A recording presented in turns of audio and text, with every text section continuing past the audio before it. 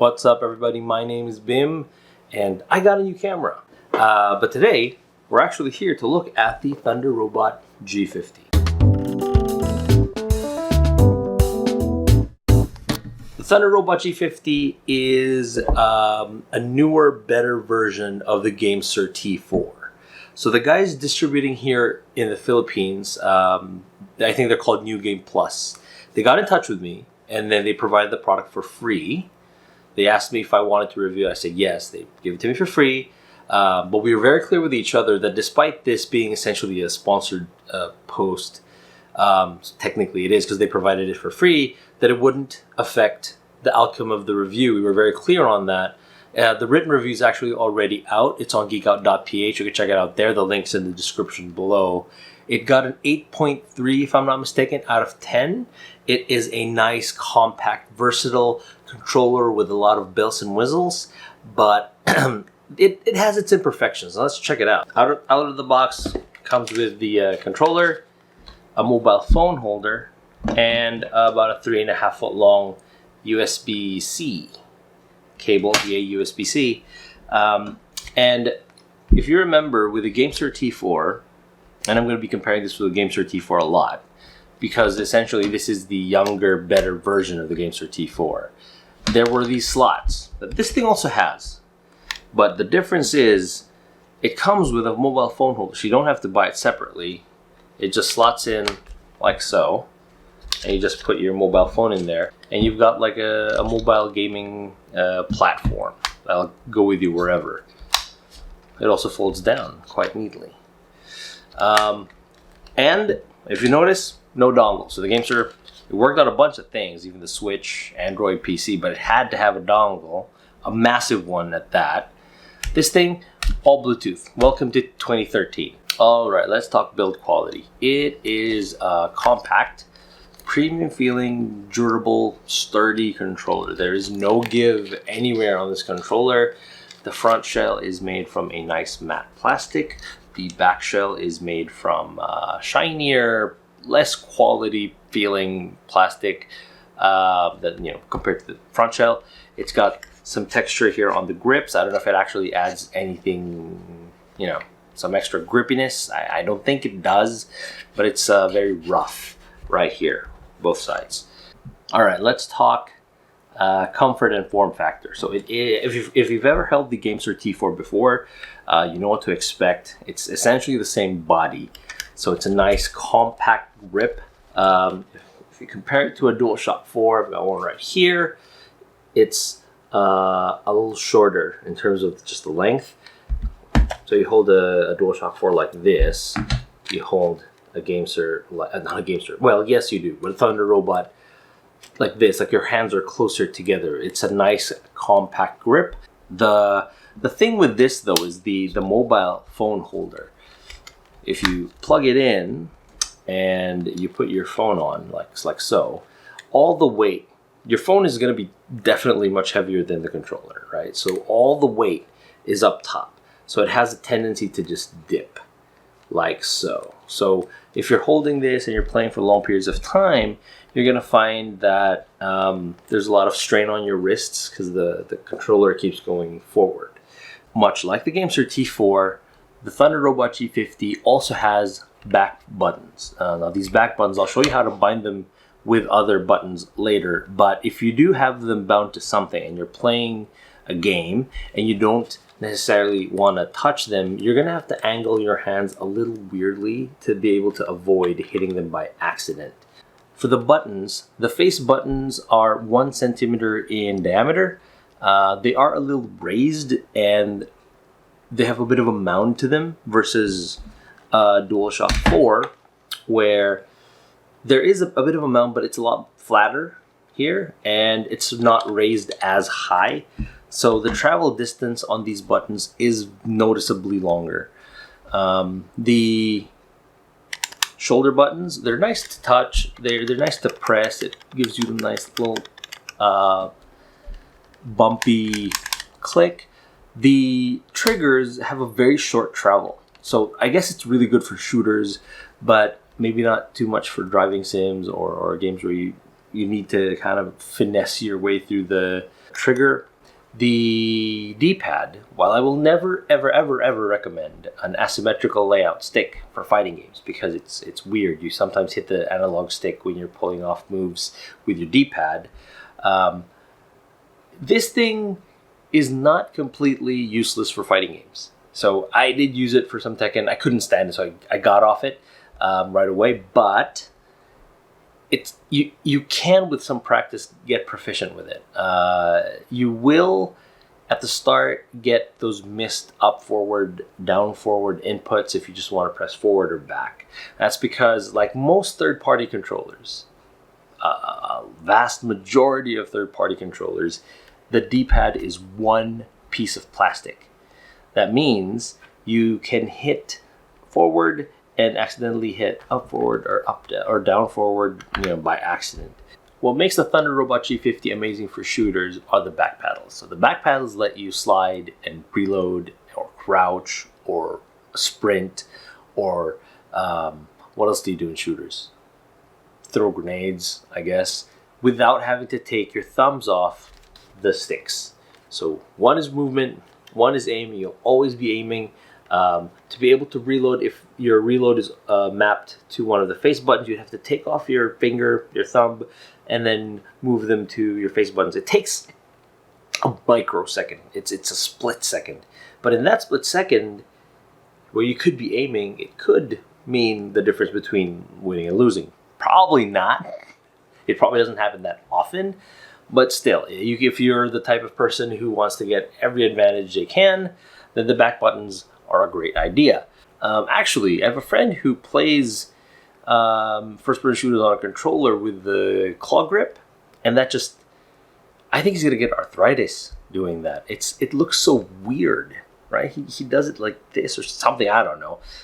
Having back paddles would, alleviate that entire issue. So you just need to bind these. They're also great for driving games, I guess, because the car I drive, the upshift and downshift are actually in the same position, so it feels quite natural. One of the biggest, most important aspects of for judging the quality of a controller for shooting games is the accuracy of the right stick. Now, I find the accuracy on this stick to be pretty good. It's hard to control right outside the dead zones. So as soon as you leave the dead zones, the acceleration is quite aggressive from the get-go. Then it kind of mellows out. So making fine adjustments when you're sniping, you're kind of just trying to get that headshot, the very, very, very little movements, you tend to overshoot a little bit because of the aggressiveness of the acceleration at the start. As you move away from the center, the acceleration kind of mellows out and becomes easier to control. So making fine adjustments is difficult, but snapping to targets, it's a breeze. So like I mentioned earlier, the Gamesir T4 can connect to the PC, the Android, your Android device's Switch, but all needed a dongle. This thing does the exact same thing, plus iOS, no dongle, which is great.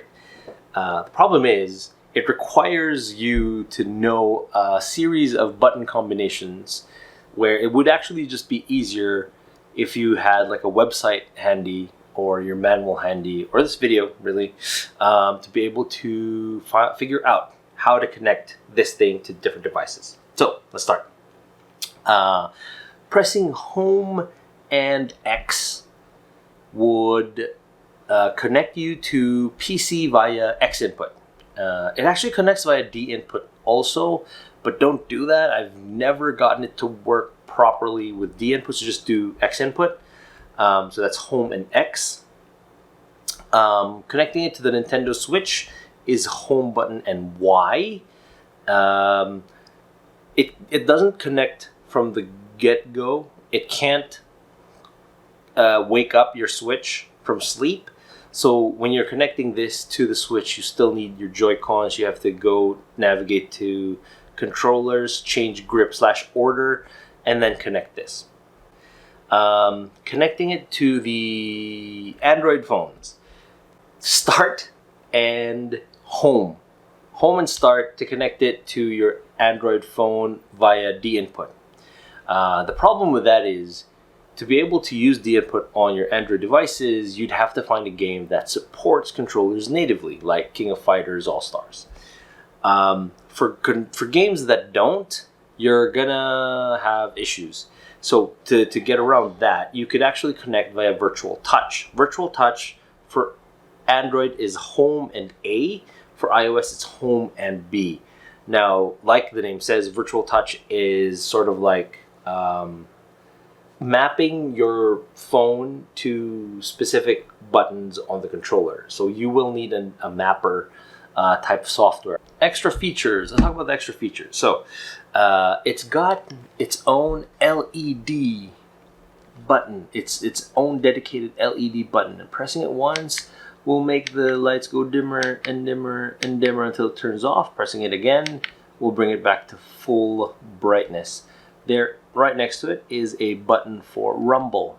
So same principle, pressing it once will make it rumble less and less and less and less until it just circles back to max rumble.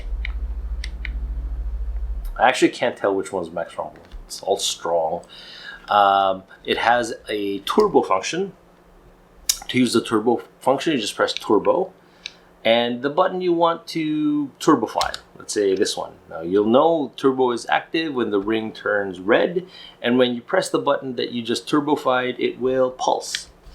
Pulse. Boop, boop, boop, boop, boop, boop, like so. Pressing turbo, instead of getting one long press, you're getting multiple succession of quick presses. So probably good for quick time events. To turn it off, you press turbo again and the same button, and turn to go back. The light turns to teal again. And then you've got the back buttons. The back buttons, this is how you map them. So I said I promised I'd show you how to map them and to disable them. So there is a dedicated back button. So you press back and one of the paddles. So once you do that, the light turns, actually I'll show it to you again, right? Press back and one of the paddles, light will turn white. Press whatever combination of buttons you like, and then press the paddle again. Oh wait, what? Press back, press the paddle, light will turn white. Press whatever combination, press the paddle again, it'll turn back green. That means every time you press your paddle, whatever combination of buttons you pressed will get triggered.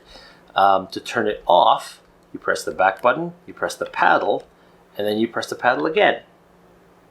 So that you're essentially mapping it to itself, which has no function. So that's how you kind of disable it. This also has motion controlled aim assist for the Nintendo Switch. So you can use the up and down, left, right gyro controls for making fine adjustments to your aim in games like Warframe and Paladins on the Nintendo Switch.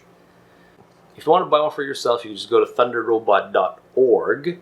And if my code is still active, upon checkout, you just input Bim Barbietto upon checkout, you'll get 10% off. That is only live until the end of January 2020. And only the first 10 people will get the 10%. So if you put in that code and it doesn't work, probably 10 people have already tried it, have already availed of it. Or you can get from Shopee or Lazada. I will link them both down in the description below. All right, so there you have it, the Thunderobot G50. Good, compact, premium, back buttons, dedicated LED button, dedicated vibration button. Great for shooters, not great for fighting games. Still, a pretty good purchase. Works on the Switch, works on the Android, works on PC. So if you found this review helpful or entertaining in any way, it would be great if you could leave a like or a comment, and most importantly, subscribe, because we are so damn close to getting our monetization back. We are like 250 subs away. That would be amazing. Thank you guys very much. I'll see you guys in the next one.